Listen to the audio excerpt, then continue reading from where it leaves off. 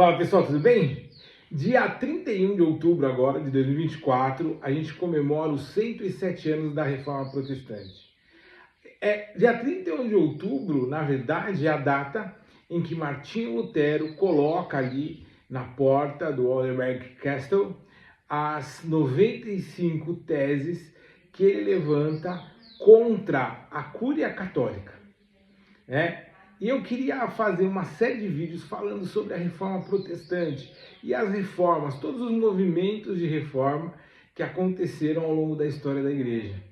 E hoje eu quero falar 4 pontos da Reforma Luterana que você não conhece, ou talvez não conheça. O primeiro é que quando Lutero decide colocar ali as 95 teses na porta da Wittenberg Castle, ele não queria, naquele momento, se separar da Igreja Católica Romana. Ele não queria criar uma divisão ali da Igreja. O que ele queria é levantar um debate. Os pesquisadores, os acadêmicos, eles costumavam colocar as teses ali na porta do castelo e depois de lida aquelas teses havia um debate. E então, se fosse aprovado pela academia ali local, aquela pessoa se tornava um doutor naquele assunto. Lutero queria mais do que isso, ele queria abrir um debate, uma reflexão sobre erros na condução da estrutura eclesiástica da Igreja Romana. Pontos que ele achava que estavam em desacordo com as Escrituras Sagradas. Então, o primeiro ponto é esse, ele não queria se separar. Segundo ponto, naquele momento específico, o problema de Lutero não era com o Papa. Pelo contrário, ele imaginava até que com a abertura daquele debate, muito provavelmente o Papa ia tomar ciência de situações que ele talvez desconhecesse. Ele acreditava, inclusive, na primazia do Papa como o bispo líder, o bispo primaz da Igreja. Porém, quando ele descobre que o Papa está ciente da situação e começa a persegui-lo, aí que ele rompe com a Igreja e a partir daí, conforme ele vai traduzindo as Escrituras, estudando a Bíblia, ele entende que, na verdade, a liderança da Igreja tem que acontecer em linha. Porque existe um cabeça, que é Cristo, e o resto é corpo. Então, o primeiro ponto é esse, ele não queria romper com a Igreja. Segundo ponto, ele não queria romper com o Papa. Foram situações que foram acontecendo. Terceiro ponto, a Reforma Luterana, ela não necessariamente foi um movimento avivalista. Não houve um avivamento e no meio desse avivamento uma ruptura. Na verdade, Lutero, ele foi abrindo o seu conhecimento a partir do momento que ele começa a ter acesso às Escrituras, começa a ler a Bíblia, e o Espírito Santo vai se revelando a ele. Então, nesse sentido, pode ter acontecido um despertar espiritual individual de Lutero. Porém, quando a gente olha o contexto histórico, havia uma desigualdade social imensamente grande, questões sociopolíticas já, muitas tensões sociopolíticas, onde os príncipes, principalmente, os senhores ali de terra, eles começavam a estar insatisfeitos pela grande quantidade de impostos, que eram gerados ali e a partir de uma tutela da Igreja Romana. Então, todo esse ambiente, ele se fez propício para que esse evento especial de Lutero, ele fosse o maior até aquele momento de um movimento contrário à Cúria Romana. Por que a Cúria? Porque a questão de Lutero, o problema de Lutero não era com a Igreja Católica Romana em si, mas sim contra o sistema religioso, contra o topo da pirâmide, a cúria, né? Haviam vários títulos episcopais que eram dados por questões de acordos, né, entre monarquia, ou seja, entre governo e religião. Então, aquele sistema ele já estava se tornando mais um sistema político do que um sistema religioso. Mas lembrando que a comunidade de fé que existia, essa comunidade, ela se movimentava independente do sistema. E ela também acabava sendo vítima de abuso desse sistema. Então esse é o terceiro ponto importante. A questão de Lutero não estava diretamente ligada à igreja em si, mas ao sistema, né? A liderança, a cúria, né, primaz da Igreja Católica. E o quarto ponto, eu já falei também, que foi também um movimento político que conseguiu ganhar força justamente porque muitos príncipes, né, muitos senhores de terra ali, tal, começaram a ver a partir daquele movimento uma possibilidade de romper com esse sistema religioso que havia sido formado pelas lideranças católicas romanas.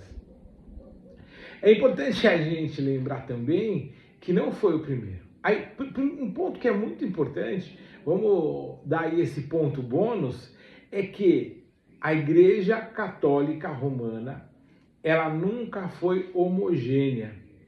Desde o início, quando esse movimento ele começa, a partir até Constantino, a igreja era clandestina. O imperador Constantino é que libera o culto cristão. E aí é definido que o bispo de Roma é o bispo primaz da igreja. O que acontece também é que após a morte, o martírio dos apóstolos, aquela liderança que se faz a partir do ministério apostólico é conhecida como os pais da igreja. Então, esses líderes, esses bispos, esses administradores, eles são conhecidos como os pais da igreja.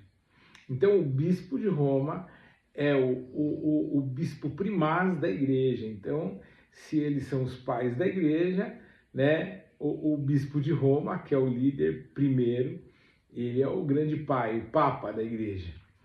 Nesse momento já começam algumas cisões.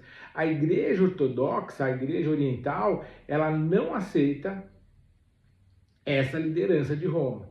Então já é a primeira cisão. Muitos grupos também já começam a não aceitar, por exemplo, o batismo de crianças. A questão também é da adoração de Maria como mãe de Deus. Ela não é unânime na igreja e começam a haver divisões, né? Então, a grande questão, quem é Maria? Maria é Theotokos, ela é mãe de Deus, ou Maria é Christotokos? Ela é mãe do Filho de Deus. Então, aí já começam várias rupturas. Interessante é que mesmo antes disso, logo quando a igreja se torna oficial, já haviam várias divisões entre a igreja. Então, é solicitado um concílio. Esse concílio acontece em Nicéia. E a partir dali começa a se definir exatamente o que era a igreja cristã. Os movimentos ali, esses bispos, eles se reúnem e é definido a partir do credo apostólico. O credo apostólico ele vem antes do credo romano, tá? E lá é definido então o que é a igreja. A igreja, ela crê. A igreja é um organismo que crê que existe só um Deus, que esse Deus, ele é o criador dos céus e da terra, que Deus criou o homem, que o pecado separou o homem de Deus, que Deus então manda o seu único filho, o seu filho unigênito, ele manda na terra, que esse enviado, que esse Messias, ele padece durante o governo de Pôncio Pilatos, e aí Jesus está inserido na história. Ele morre, ele ressuscita no terceiro dia, ele sobe ao céu, mas ele vai descer para julgar vivos e mortos.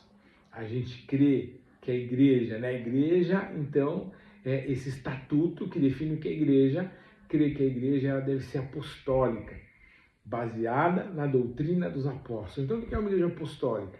É uma igreja que tem sua base na doutrina dos apóstolos. Que essa igreja ela é santa, ela é separada. O que significa isso?